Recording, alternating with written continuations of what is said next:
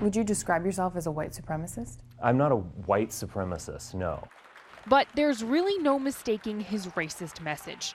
Hail Trump! Hail our people! Hail victory! No matter how much he tries to talk around it. The fact is, only white people can support what we call Western civilization.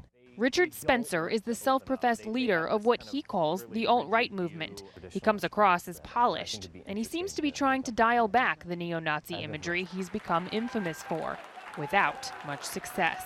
So what would that look like if you had your way in the United States? How would you go through a process of removing people who are not white? They've come here, and therefore they could go home. You can go home again. There are ways of, whether it's a direct payment. What would you say, though, if Mexican Americans or African Americans said, hey, we're going to pay all the white people to leave and go back to Europe? An interesting prospect. I'm very flexible.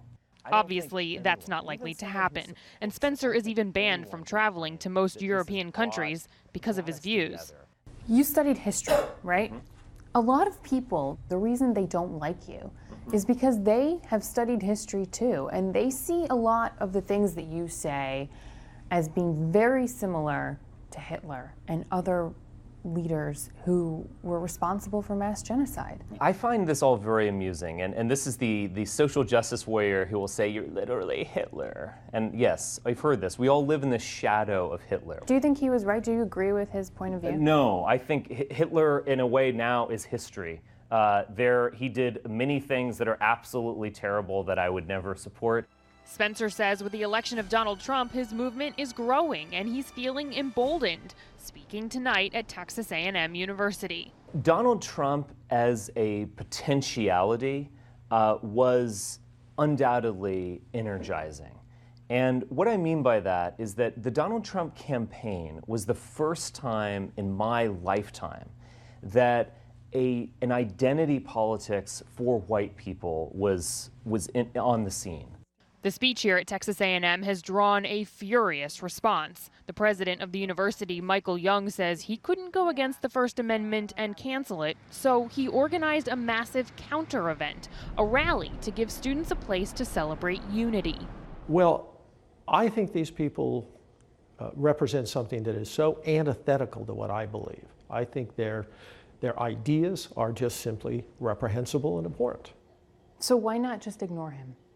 Well, I think the attention was there before, but our goal is to say that that's not who we are. None of this has deterred Spencer. In fact, it seems to energize him. When you see protests, you get excited like this. I mean, I'm not delighting in the pain.